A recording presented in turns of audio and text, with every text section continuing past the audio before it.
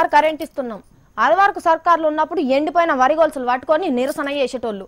ఆ పరిస్థితి పోయింది అధ్యక్ష అని తెలంగాణ సీఎం సార్ మూదాం అసెంబ్లీలో చెప్తూనే ఉంటాడు. నిజంగానే తెలంగాణలో గట్ల నిరసన చేసేటోళ్ళు కనిపించే పరిస్థితి పోయింది. ఇప్పుడున్న ఎమ్మెల్యేలంతా ఏం పట్టుకొని వస్తలేరు, కానీ రైతుల పరిస్థితి మాత్రం మారలేదు. ఎమ్మెల్యేల పరిస్థితి మారింది కానీ వ్యవసాయదారుల పరిస్థితి మాత్రం గట్లనే ఉన్నది. ఎన్నని చెప్పుకోవాలి, ఎంతని చెప్పుకోవాలి?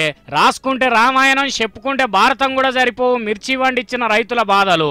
ఇన్నొద్దులు కన్న బిడ్డల కంటే ఎక్కువ చూసుకొని పసిపోరగాళ్ళని సాధినట్టు సాది పండించిన పంటకు అదే రైతులు నిప్పు పెట్టి కండ్ల నీళ్లు తీసుకుంటున్నారు.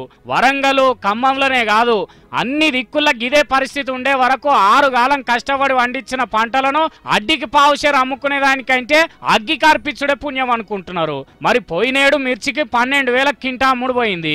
మంచిగా ధర వస్తుందని ఎగవాడి పంట పండిస్తే 7-10,000 షురువు చేసి రోజుకు 2,000 తక్కువ చేసుకుంటా ఇప్పుడు 3-4 వేలకే ధర పెడుతున్నారు. అంటే వాటిని పండించిన వాళ్ళు ఏడికి పోయి చెప్పుకోవాలి, ఎంతగానో ఏడవాలి?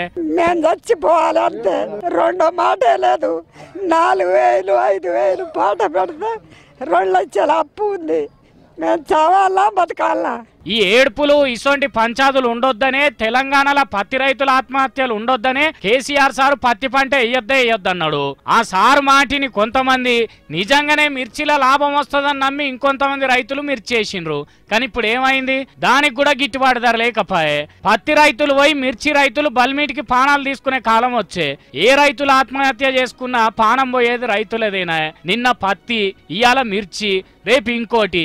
ఏదైనా గాని పండించే పంటకు గిట్టుబాటు ధర కుదిరిచ్చే బాధ్యత సర్కారే తీసుకోవాలి. అదొద్దంటే ఇది, ఇదొద్దంటే అది అని దేని ధరలు తగ్గుకుంటా పోతే దాన్ని పండించొద్దంటే పండించుకునేందుకు ఇంకేం పంటలు ఉన్నాయి సీఎం సారు?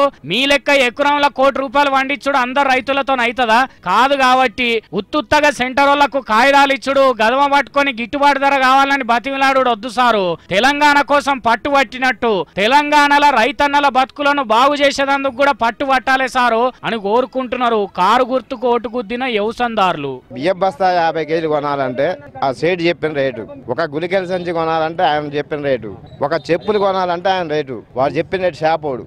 రైతుకి అయితే అట్లాంటి అవకాశం లేదు.